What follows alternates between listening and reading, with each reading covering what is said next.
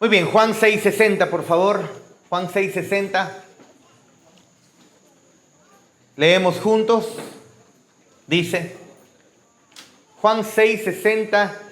Usted dice, pero pastor, falta ahí del 40, 45, 50. La semana pasada hemos visto acerca de cómo es que nuestro Dios soberanamente ha actuado en la elección. Yo quiero dejarles respirar un poco y quiero saltar al 6:60 para ver especialmente una porción de las Escrituras muy hermosas, pero muy hermosas, que son verdad, como toda la palabra de Dios es verdad. Pero estos textos que vamos a leer, especialmente uno de los versículos, el 68, es un texto que ha sido la meditación del corazón de todo aquel, ha sido meditado en el corazón de todo aquel que ha decidido seguir a Cristo. El mundo tiene muchísimas opciones para adorar. Nosotros mismos podemos ser nuestros propios dioses, adorarnos a nosotros mismos, nos convertimos fácilmente en dioses nosotros. No digo que realmente tengamos poder, sino que nos ponemos en primer lugar y entonces todo lo que queremos, todo lo que anhelamos, todo lo que deseamos, nuestra satisfacción se convierte en el motor de nuestras vidas y por eso nos enojamos, por eso nos peleamos, por eso incluso hasta trabajamos y entonces nos convertimos en nuestros propios dioses. A veces puede ser una pareja, alguien a quien amamos, pueden ser hijos, pueden ser nuestros padres, puede ser la profesión, puede ser el estatus económico, el estatus social, puede ser incluso la misma salud. Se puede convertir en podemos terminar adorando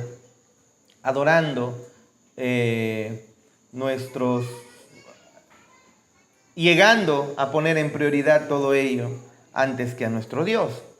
Pero cuando llegamos al versículo 68 aquí de Juan, encontramos una respuesta que da Pedro y que después que ha meditado seguramente, él responde, ¿a quién más vamos a ir? ¿A quién más podemos acudir? ¿A quién más podemos venir?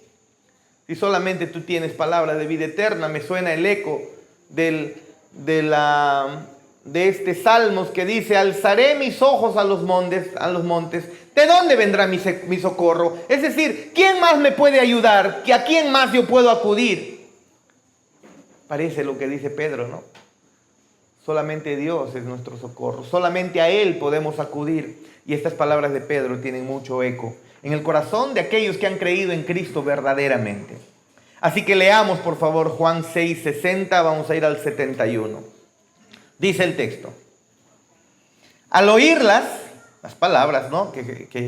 Desde el versículo, de lo que le precede a estos textos, muchos de sus discípulos dijeron, después de haber escuchado esas palabras de Cristo, cómanme, ¿no? Tienen que comer mi carne. ¿Qué significa comer su carne? Creer. ¿Qué significa beber de Él? Creer, eso es ello. Pero ellos al escuchar, habrán dicho, hay que ser caníbales, hay que comer a Cristo, ¿no? Al oírlas, muchos de sus discípulos dijeron, dura es esta palabra, ¿quién la puede oír? Sabiendo Jesús en sí mismo que sus discípulos murmuraban de esto, les dijo, ¿esto os ofende? Pues qué si viereis al Hijo del Hombre subir a donde estaba primero. El Espíritu es el que da vida, la carne para nada aprovecha. Las palabras que yo os he hablado son espíritu y son vida. Pero hay algunos de vosotros que no creen, porque Jesús sabía desde el principio quiénes eran los que no creían y quién le había de entregar. Y dijo, por eso os he dicho que ninguno puede venir a mí si no le fuere dado del Padre. Desde entonces muchos de sus discípulos volvieron atrás y ya no andaban con él. Versículo 6:66, ¿no? Dijo entonces Jesús a los 12, ¿queréis acaso iros también vosotros? Si quieren pueden hacerlo, vayan, ¿no? Y ahí es donde Pedro responde, Señor, ¿a quién iremos? Tú tienes palabras de vida eterna. Y nosotros hemos creído y conocemos que tú eres el Cristo, el Hijo del Dios viviente. Y Jesús les respondió: ¿no os he escogido yo a vosotros los 12 y uno de vosotros es el diablo? Hablaba de Judas Iscariote, hijo de Simón, porque este era el que le iba a entregar y era uno de los 12. Hasta ahí la palabra santa de nuestro buen Dios.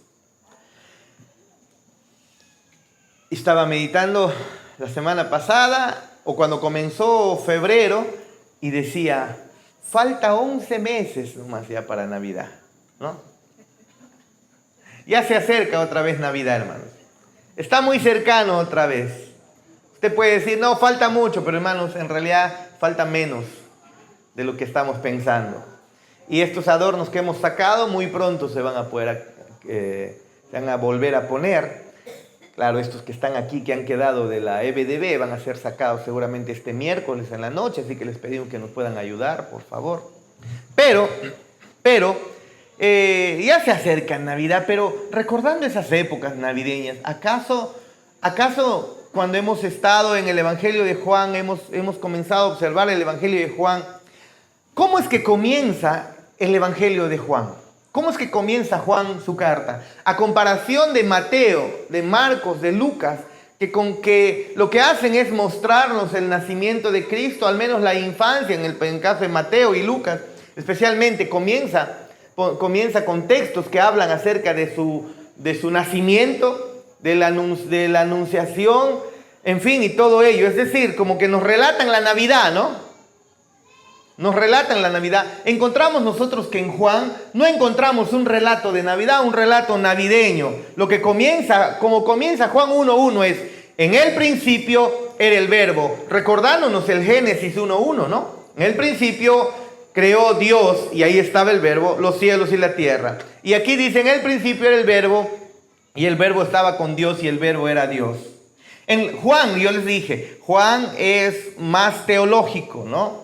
Es un evangelio más teológico. Hay muchas enseñanzas, mucha narrativa que no encontramos en los otros evangelios.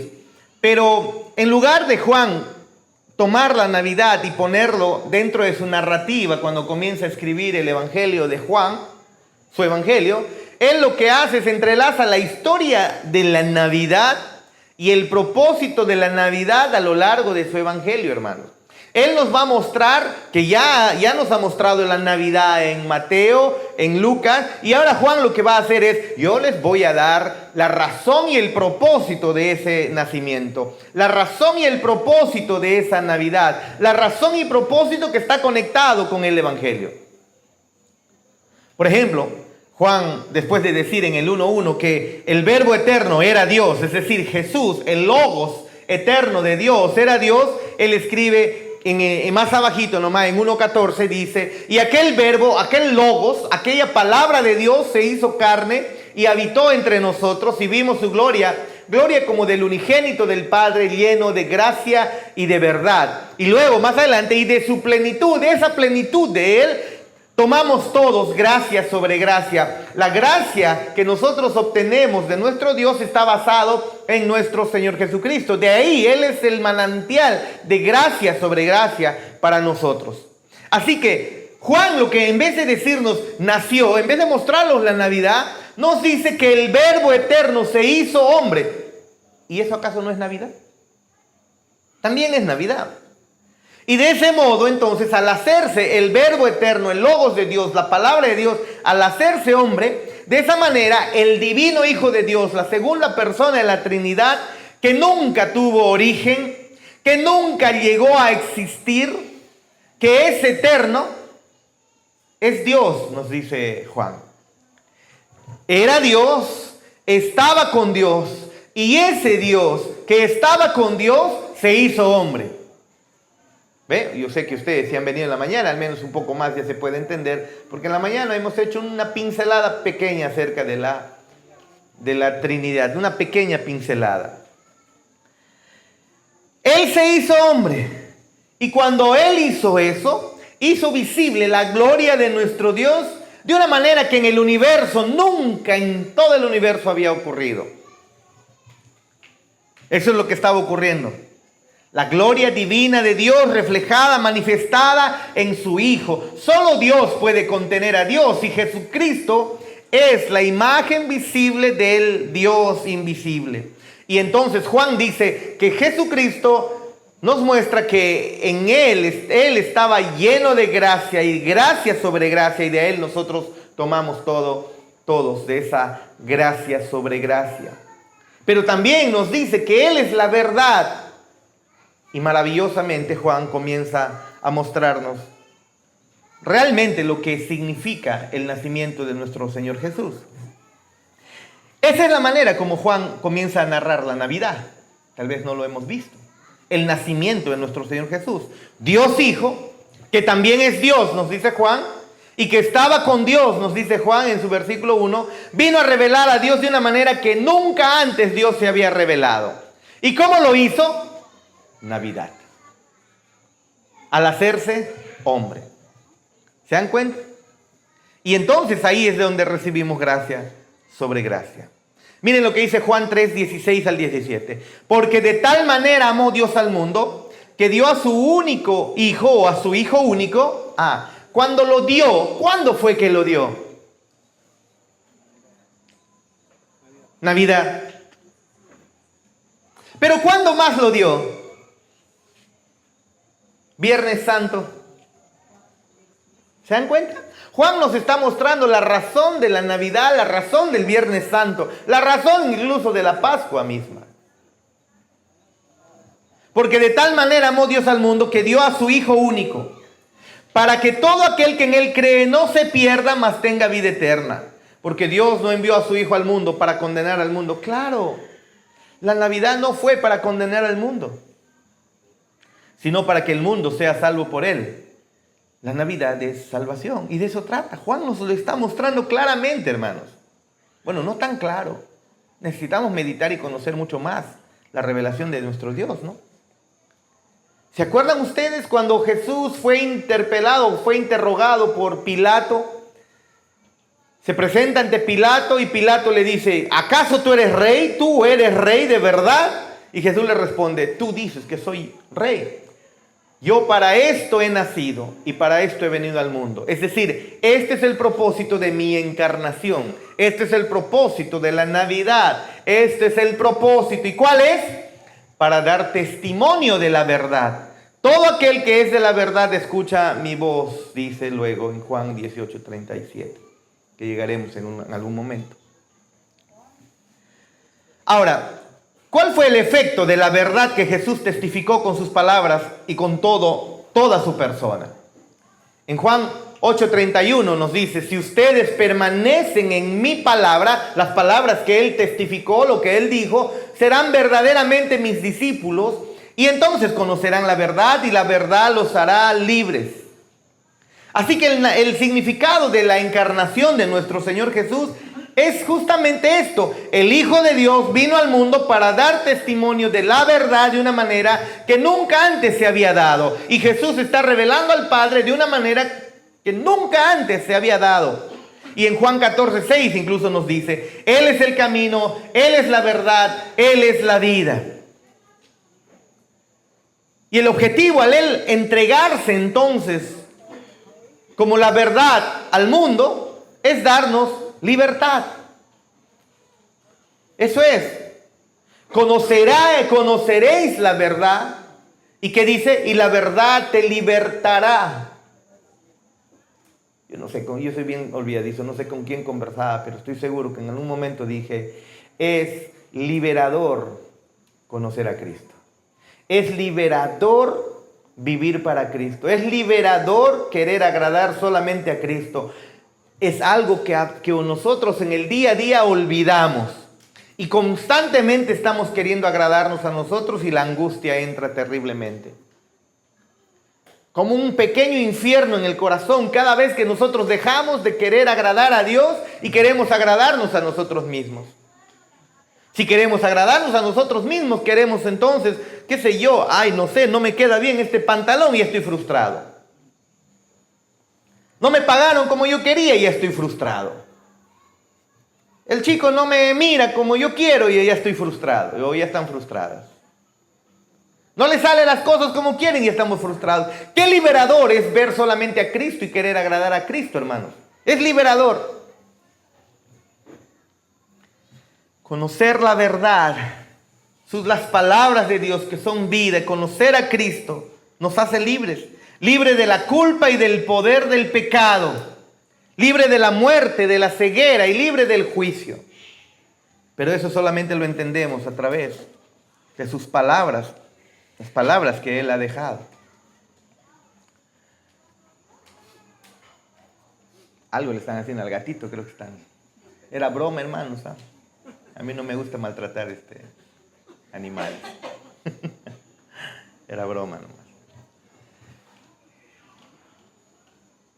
No es gato, no es un niño, creo, ¿no? Ay. Cruce con gato. Yo digo, ¿qué le están haciendo ya al gato, pobrecito? Hermanos, una vez pisé un gato sin querer.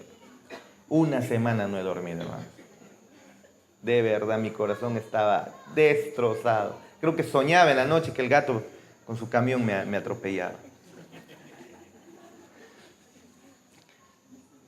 Pero ¿cómo es que esa liberación se produce, hermanos? ¿Cómo es que el Evangelio, cómo es que Cristo, cómo es que la verdad nos hace libres? ¿Cómo se produce esa liberación para nosotros poder disfrutarla? Porque, hermanos, si no estamos siendo libres, si no estamos disfrutando esa libertad, entonces, o Dios es mentiroso, o tú aún no la conoces. Una de dos. ¿Te das cuenta de ello? Si tú dices que has creído en Cristo, has creído en la verdad, estás comiendo de Cristo, estás bebiendo de Él, pero no estás disfrutando de la libertad que Él regala, hay dos posibilidades.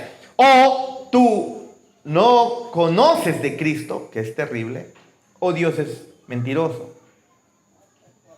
¿Cuál de ellas será? Miren ustedes, tal vez tú puedas recordar en Juan 6,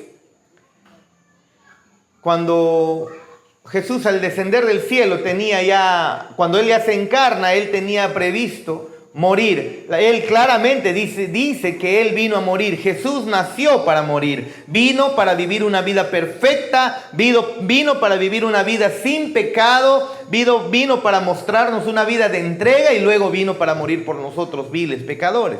Así que en Juan 6:51 dice, yo soy el pan vivo que descendió del cielo. Si alguno come de este pan, vivirá para siempre, y el pan que yo daré es mi carne para la vida del mundo. Entonces, el Verbo de Dios se hizo carne, Él habita entre nosotros para poder dar su carne por la vida del mundo. Él entregó su vida por nosotros. Y nosotros que somos pecadores, lo que hemos hecho es recibir de esa preciosa gracia sobre gracia basado en el sacrificio de nuestro Señor Jesús. ¿Por qué? Porque Él vino a morir por nosotros y cuando lo creemos se hace efectivo eso. Por lo tanto, cuando Dios envía a su Hijo a morir por nosotros, eso es Navidad, lo que Dios está haciendo es preparar a nuestro Señor Jesús, preparar a su verdad, preparar a su Hijo para que Él pueda ser sacrificado. De eso es lo que trata esa celebración que nosotros tenemos navideña, los 25 de diciembre. El Verbo se hizo carne, reveló la gloria como nunca antes lo había hecho, la gloria de Dios, murió según su propio plan, el plan de su Padre, y por su muerte en nuestro lugar, Él es pan para nosotros. Que nosotros cuando lo comemos, es decir, cuando creemos, entonces Él se convierte en la fuente de nuestro perdón y la fuente de nuestra vida. Eso es lo que Juan nos está mostrando, lo que significa la encarnación de nuestro Señor Jesús. Pero vayamos por favor a Juan 6 una vez más. Juan 6:63.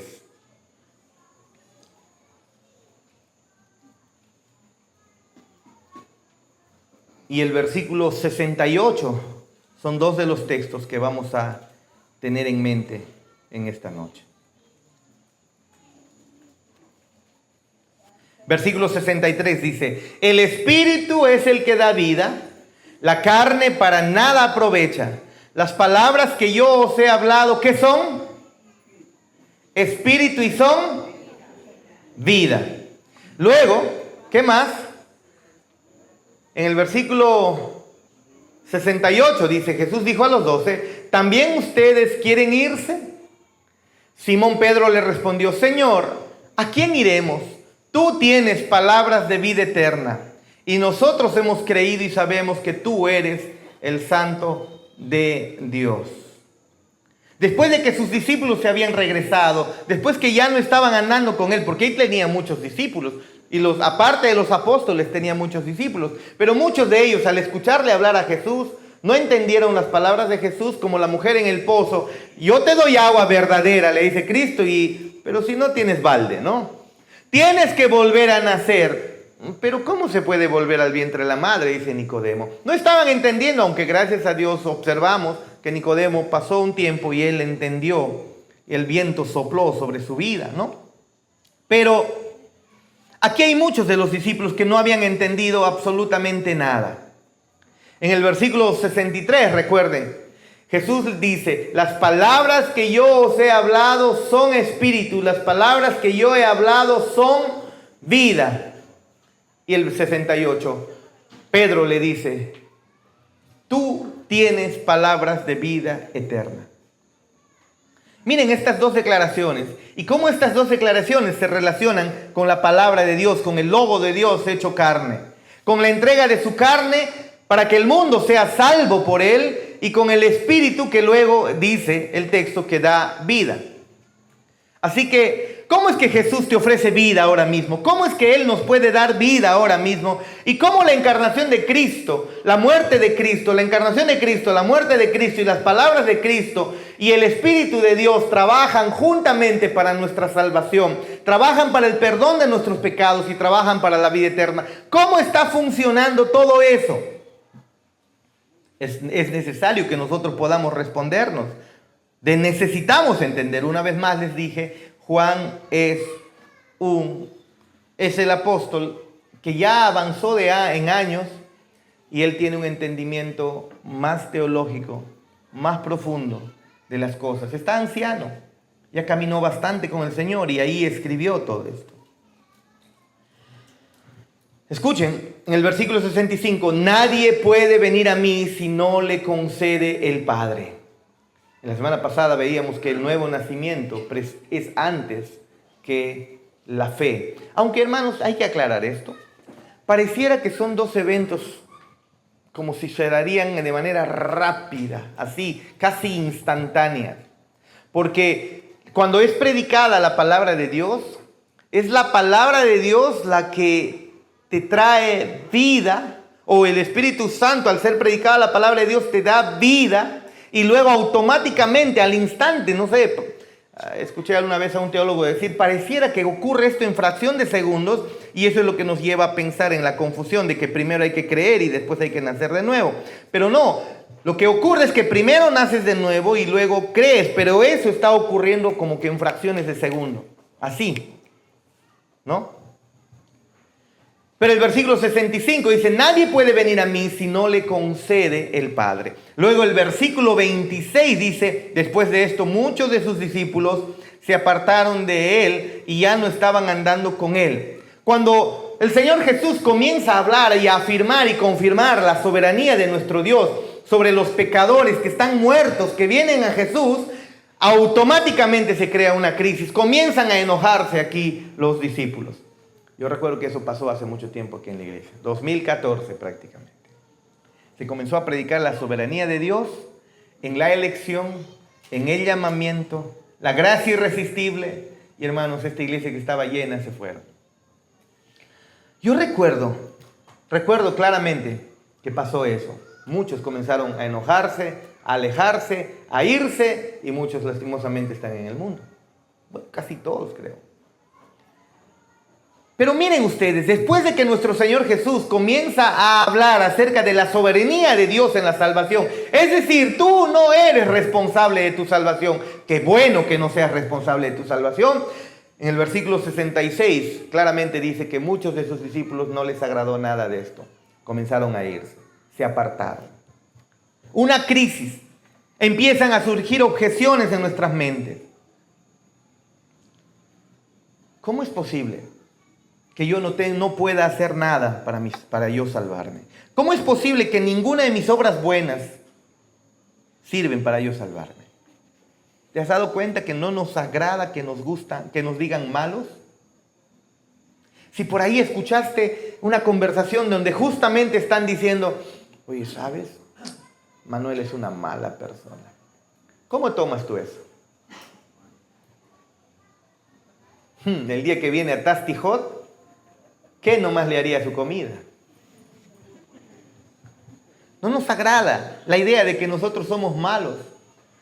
Pero viene Cristo y tranquilamente nos demuestra nuestro estado de pecado y el creyente debe aceptar lo que Cristo está diciendo.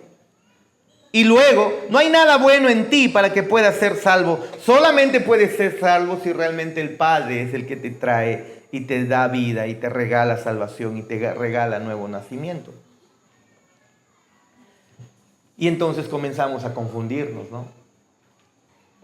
Y lo que vemos en el versículo 68 es parte de lo que luego sucede en la cabeza de aquellos que no abandonan a Jesús debido a estas confusiones.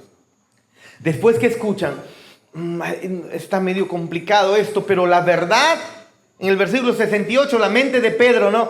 Es cierto, no estoy comprendiendo del todo esto, pero comienzo a observar, tengo que volver a mis redes, tengo que volver a mis peces, tengo que volver a mi pasado, tengo que continuar con este sistema religioso, tengo que vivir oprimido bajo el imperio romano, tengo que continuar viviendo oprimido incluso bajo mis propias ideas, mis propias conclusiones. Y entonces Pedro muestra lo que le ocurre a toda persona que ha creído en Cristo. El razonamiento en su mente de todo aquel que ha creído en Cristo, que a pesar que se están levantando todo el mundo, se están levantando sus propias ideas, su propia concupiscencia está ahí aflorando en medio de observar el mundo y tantas alternativas. Pedro dice, pero ¿a dónde más iremos? ¿A dónde voy a acudir? ¿Qué es lo que voy a hacer? Versículo 67, Jesús les dice, ¿quieren irse ustedes también? ¿Ustedes también quieren irse? Y Simón Pedro, Señor, ¿a quién vamos a ir? Es como que si Pedro estuviera diciendo, Señor, lo hemos considerado. Imagínense que yo les diga, ¿saben qué, hermanos? ¿Saben qué? Si desean, váyanse, por favor, ¿no?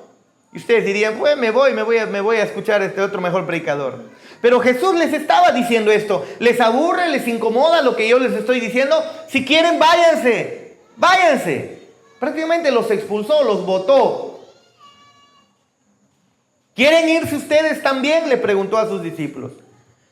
Y Pedro reflexiona, lo hemos considerado. Hemos reflexionado sobre lo que significa alejarnos de ti, sobre lo que significa dejar de escuchar tus palabras. Lo hemos hecho y no lo vamos a hacer, dice Pedro. ¿Acaso, hermanos, el venir a la iglesia también no te ha llevado a un punto en el decir, ¿qué hago viniendo acá? ¿Qué voy a hacer? Hay muchas otras cosas. Nuestra lejanía de la iglesia justamente es porque consideramos constantemente, ¿a qué estamos yendo a la iglesia? Puro hipócritas hay ahí, ¿no?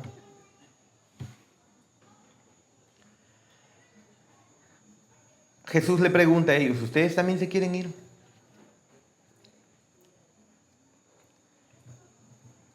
Es lo que le ocurrió a cada creyente que ha nacido de nuevo. Y Pedro prácticamente le dijo, Señor, donde quiera que busquemos a otro Señor, donde quiera que busquemos a otro camino, otro Señor, otra filosofía, otra visión de Dios, otra salvación, otro significado, Señor, todo se queda corto. Es algo que ha reflexionado Pedro. Es algo en lo cual también tienes que seguir reflexionando. ¿A dónde voy a ir? ¿A dónde voy a caminar? ¿A dónde me voy a ir? Si, Señor, solo en ti hay verdad, solo en ti hay vida, solo en ti hay salvación. Eso es lo que ocurre en el que ha nacido de nuevo, si nos damos cuenta. Y Pedro hace eso. ¿A dónde me voy a ir? He observado otras filosofías. No llenan mi corazón, no satisfacen mi alma. No podemos dejarte. Solo en ti y solo tú tienes palabras de vida eterna, le dice Pedro a Cristo.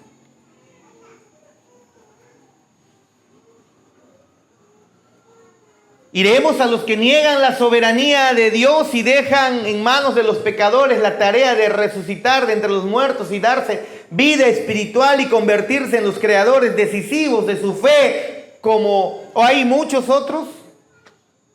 Iremos en aquellos que creen en las palabras de metafísicas o palabras psicológicas que al final solamente te llevan a más confusión y más preguntas.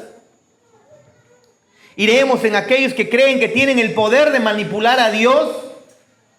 Iremos a adorar a un Dios manipulable, a un Dios a quien podemos manipular con nuestras oraciones y con nuestro dinero. Por más que pueda ser atractivo todas esas cosas. Y aquel que ha nacido de nuevo dice, no. Las palabras crudas de Cristo, comer de Él y beber de Él, y que es Él el autor y consumador de nuestra fe, y que yo no tengo nada, no aporto en nada a mi salvación, sino que proclamo la soberanía de Dios. Eso es aquello que creo y abrazo. Aquellos que dicen, yo sé muy bien cómo es mi corazón. Yo sé muy bien que si Dios me daría la salvación y la pondría en mis manos para yo sostenerla, yo sé muy bien que lo perdería como el hijo pródigo rápidamente.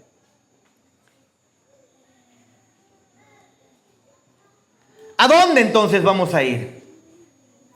Iremos a aquellos que creen que el pecado no es esclavizante, que no tiene ningún poder y que tienes que poder seguir pecando y pecando, no pasa nada. Iremos a aquellos que dicen que puede ser el pecado una mala influencia, pero no es esclavitud. No, la palabra de Dios no nos dice eso. Cristo mismo no nos dice eso. Él vino a libertarnos. Solo Él tiene vida. Yo quiero esa palabra. Está diciendo Pedro. Debemos reconocer, hermanos, que usted y yo no tenemos nada de bueno en nosotros. ¿A dónde vamos a ir? ¿A dónde vamos a ir con nuestras obras? Con nuestras buenas obras podemos venir a engañar a nuestro Dios y diciendo, mira, aquí estoy, ¿puedes aceptarme? No. Pedro entiende su pecado. Pedro entiende a dónde más un trono glorioso se puede abrir de par en par para recibirme a pesar de quién soy. ¿Dónde más puedo encontrar vida si no solamente es en ti? Le está diciendo Pedro a Cristo. No, ¿a dónde más vamos a ir? Aquellos que te prometen una vida feliz aquí y ahora. Aquellos que te llevan a proclamar, declara sanidad, declara prosperidad, declara éxito, declara que tu familia prospera, y luego cuando ves la realidad y te das cuenta que al Señor le place que tu familia o no prospere, o no se sane, o incluso sucumba en la pobreza, y terminamos al final defraudados. Pedro dice, no. ¿A dónde más voy a ir si solamente tú tienes palabras de vida eterna? Entiendo mi pecado, sé mi condición, sé muy bien quién soy y no necesito otra cosa más que tu perdón, tu misericordia. Porque de Él es que recibimos abundante gracia sobre gracia, gracia sobre gracia. Pedro dice, no, yo vengo a ti, no me aparto de ti, solamente tú tienes palabras de vida eterna. Solo tú. ¿A dónde más iremos? Ay, pastor, entonces si nos vamos a quienes niegan la existencia de Dios. No. Ni tampoco eso. No trae satisfacción tampoco al corazón, porque es muerte. No me gusta la soberanía de Dios, por lo tanto, qué conveniente entonces es negar a Dios. Niegas a Dios, no hay soberanía. Pero hermanos, si no hay Dios, si Dios no ha creado el universo y Él no está, no existe, nosotros los seres humanos entonces solamente somos simples accidentes y materia compleja, materia y energía compleja, organizada. Si es que eso es cierto, entonces el mal es algo del cual no debemos preocuparnos. El mal solamente es una reacción química entre nosotros. Y si es una reacción química, es una reacción que se está dando en tu cerebro, una reacción química de neurotransmisores, de neuronas ahí intercambiando electricidad, nada más. Si solamente somos ello, producto de una casualidad, de un ordenamiento casual, entonces el mal no tiene por qué preocuparnos, como decía varias veces.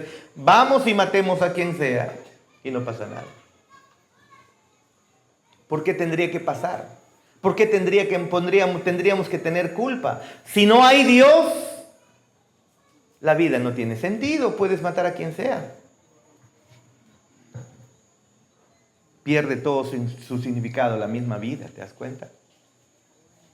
¿Cómo se mueven los pucacuros? ¿Cómo es que encuentran su camino a casa? ¿Cómo es que al final que ellos tienen un Waze, un GPS ahí guiándoles? No, los biólogos nos lo muestran. Son reacciones químicas, son feromonas. Ellos no están razonando, ellos no están pensando, ellos se están moviendo por impulsos, por instinto, por reacciones químicas. Entonces una hormiga puede matar a otra, puede hacer cualquier cosa y al final no pasa nada, pues. Y yo puedo venir yo también y mato a la hormiga y no pasó nada. Pero ¿qué pasa cuando un ser humano mata a otra persona? Debería suceder lo mismo, que no pasa nada. Si no hay Dios, si no es soberano y no hay Dios, qué conveniente es todo eso. Vamos a ir entonces a los ateos que niegan la existencia de Dios para tomar de sus palabras. Todo lo que ocurre que sea malo, entonces no es malo. Estamos bien. Toda la maldad que estás haciendo, ¿por qué tendría que ser cuestionada si no hay Dios? Si solo es químico, si solo nos estamos dejando llevar por nuestros impulsos. No sería muy diferente al sonido de tu estómago, ¿no? En tu estómago suena algo, ¿y qué diferente sería al que tú cometas una maldad? Es solamente un impulso, una reacción química, un movimiento físico o algo así. ¿A quién puedes ir? ¿A dónde puedes ir? ¿Siguiendo a quién puedes ir? ¿Pensando que el hombre te va a dar felicidad? No, no es así. Los que se han casado, todos los que nos hemos casado, de repente de jóvenes, ¿no? Han tenido la idea ilusa. Ay, el día que me case voy a ser feliz con Pancracio. Ay, esa mujer me gusta tanto, me hace sentir muy bien y yo también me siento bien con esa persona. Miren, yo les he advertido y les he dicho desde mucho tiempo antes, ¿no? Las razones por las cuales un hombre debe mirar a una mujer o una mujer a un hombre no son la apariencia, no es la apariencia. Ay, qué bonito huele. Ay, hermano y hermana, en la calle hay gente que huele más rico. Siempre va a haber personas que huelen más rico. Me hace sentir bien. Uy, con él y con ella yo me siento muy bien. Cásate. A ver si te va a hacer sentir bien después que le has servido frijoles un día antes.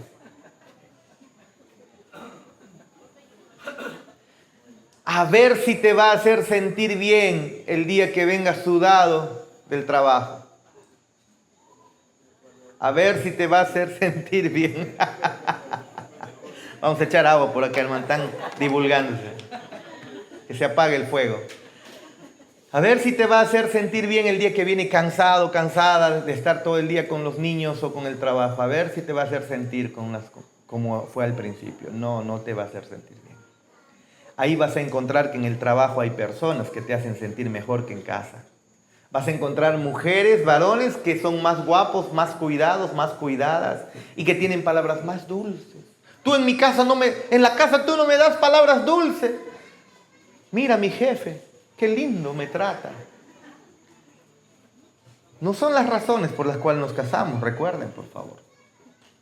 ¿A dónde vas a ir a correr? ¿A buscar a un hombre, a buscar a una mujer pensando que vas a ser feliz? Que esa es la razón de tu vida, esa es la meta para ser feliz, encontrar ese hombre, esa mujer. Y nos damos cuenta de los que nos hemos casado, las mujeres ni los hombres. Yo no tengo el poder de hacer feliz a mi mujer. Mi mujer no tiene el poder de hacerme feliz.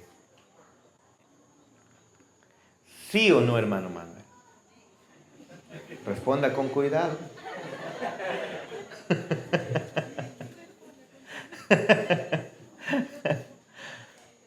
¿A dónde más vamos a ir? ¿A involucrarnos en sistemas de pensamientos absurdos? Y la lista de alternativas a donde podríamos acudir continúa y va y avanza y avanza. ¿Podemos ir a otro lugar? ¿Podemos acercarnos a otro lugar? Hay otra visión más del pecado, de la vida, de la felicidad. Hay otra visión de Dios, otra visión de la salvación. ¿Hay algún lugar más donde podamos ir para rescatarnos de la soberanía de Dios? No, no hay. No hay. Porque solamente en Jesús están las palabras de vida eterna. Y consumir de Él y beber de Él es vida. Es vida. Y para muchos de nosotros lo que nos impide acudir a cualquiera de esos lugares es lo mismo que impidió a Pedro que Pedro se acercara. Miren lo que dice 68. Es lo mismo que impidió que Pedro se vaya. 68. ¿A quién iremos? Tú tienes palabras de vida eterna.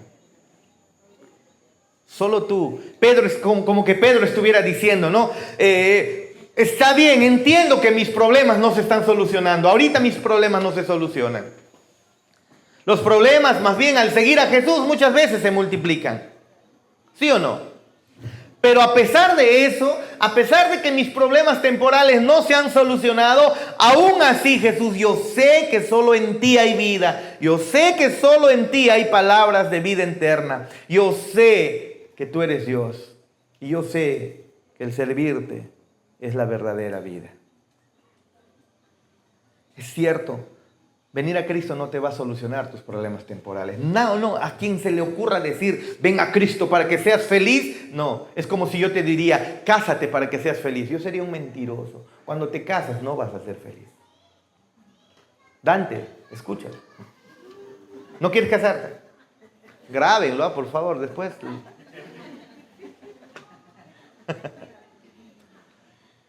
Si yo le digo a alguien, ¿sabes qué? Creo que tu problema es que no te has casado, tienes que casarte. El día que te cases vas a ser feliz. No, mentira. Todos los casados lo sabemos, hermanos. No nos va a hacer feliz la otra persona. El matrimonio no nos hace feliz. El día que tengas hijos, tanto lloras por un hijo, el día que tengas hijos, ese día vas a ser feliz. No, hermanos, porque espérate que crezca 10, 12, 15 años. Dios mío, el problema. Creo que hasta cae en mi pelo, ¿verdad? Ahí ya cayó. Y eso que recién está con 12 años o 9 años. Briana. Anthony le ha sacado eso entonces.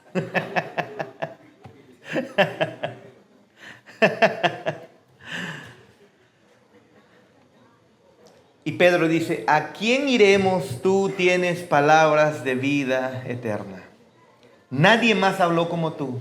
Nadie más me lleva a la realidad como tú. Nadie más actuó como tú. Nadie más fue más fuerte y tan manso y tan duro y tan tierno como tú. Tan comprensivo, tan poderoso, tan dispuesto a morir. Tan dispuesto a ser tratado injustamente. Tan digno de honor. Tan dispuesto a ser deshonrado. Nadie fue tan obediente como tú y decidiste morir y luego perdonar. morir en una cruz y luego perdonar. ¿Podemos decir eso? ¿A dónde es que vamos a ir?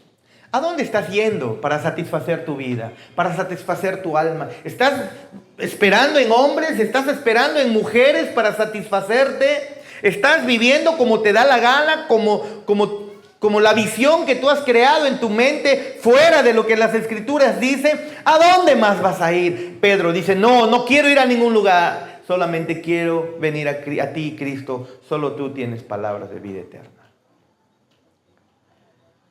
Nadie hay como tú. Nadie enseña como tú. Nadie me ama como verdaderamente tú me amas. Y así es como llegamos a Cristo, hermanos. Con luchas tremendas, luchas internas, como que ¿me bautizo o no me bautizo? ¿No? ¿Voy a la iglesia o no voy a la iglesia? ¿Entrego mi vida al Señor o no? ¿Continúo o no continúa? Todos pasamos por esas luchas. Pero al final tú te das cuenta, los que han nacido de nuevo se dan cuenta, no hay otra, estamos entre la espada y la pared. Fuera de Cristo hay muerte, en Cristo hay vida, aunque pierdas en este mundo, sigue habiendo vida. Al aceptar su soberanía, al aceptar su misericordia, su amor y su perdón. Así es como regresamos, como el hijo pródigo, ¿no? Padre, hazme como uno de tus jornaleros siquiera. ¿A dónde voy a ir si aquí en tu casa, aunque sea tus sirvientes, comen muy bien y tienen un techo? ¿A dónde más voy a ir? Y regresa como el hijo pródigo. Así es como regresamos a Dios. No hay otro lugar donde yo quiero estar. Si sigo mi pecado, me hundo y sufro. Si sigo mis deseos, se convierte en un infierno en mi corazón el perseguir mis deseos, el dejarme llevar por mis impulsos. ¿A dónde más puedo ir? Y Pedro nos enseña, solo tú tienes palabras de vida eterna. ¿Y cómo es que se llega al punto decisivo entonces de dejarlo todo como lo hicieron los discípulos para seguir a Cristo? ¿Cómo se llega al punto decisivo de como todo nacido de nuevo, al final le dice, Señor, te entrego toda mi vida, no importa y me rindo a ti, ya no voy a luchar más contra ti, me rindo completamente a ti? ¿Cómo se llega a ese punto decisivo? Pues déjame decirte que ni siquiera es decisión tuya, aunque parezca que sí. Versículo 63, el Espíritu es el que da vida, la carne para nada aprovecha. Las palabras que yo os he hablado son espíritu y son vida. Hermoso, hermanos. El Espíritu es el que da vida. Mis palabras son espíritu y son vida. Miren la conexión entre el Espíritu de Dios y las palabras de Jesús.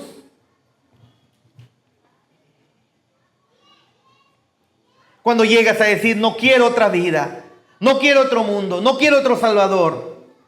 Señor, quiero vivir para ti. Quiero ser tuyo para siempre.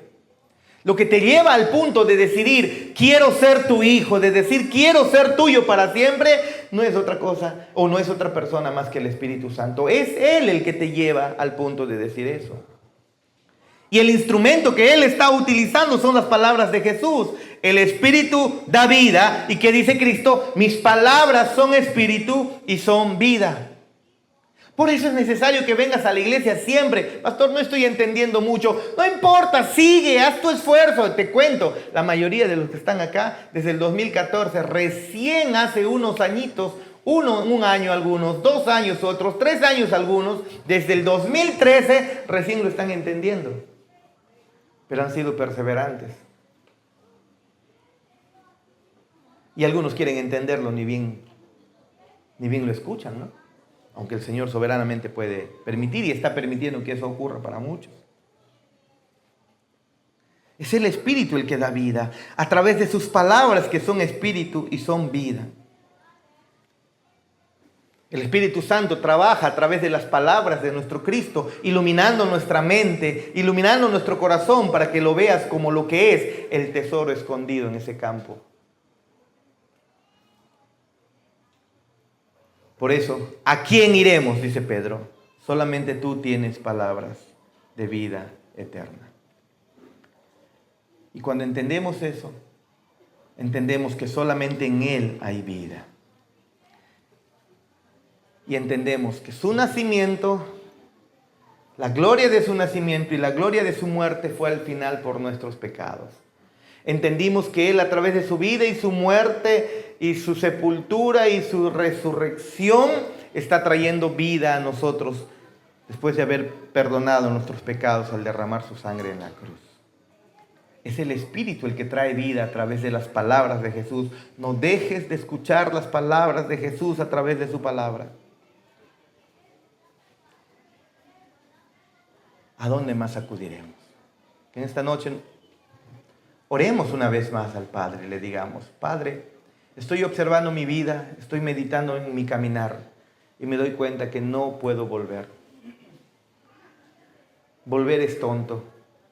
Retroceder o quedarme en el tropiezo es tonto. O luchar en contra de ti y tus palabras es tonto. Señor, yo quiero seguirte, quiero continuar. Y aquel que es guiado por el Espíritu Santo lo dice con una convicción verdadera. Pongámonos de pie.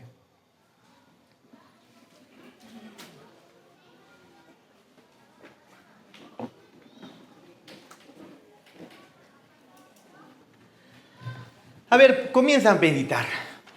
¿Qué harías si no estuvieras creyendo en las palabras de Cristo ahora? ¿A dónde puedes volver? ¿Volver a tu pecado? Ahí hay muerte. ¿Volver a tu vida antigua? Ahí hay muerte. ¿Dejar todo al tacho por seguir a un hombre o una mujer? Ahí hay muerte.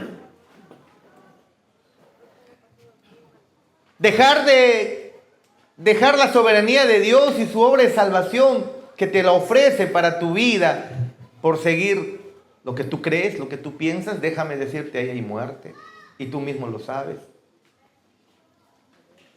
Cada vez que alguien actúa fuera de la voluntad de Dios, el corazón está sumergido en una terrible, yo le llamo infierno personal.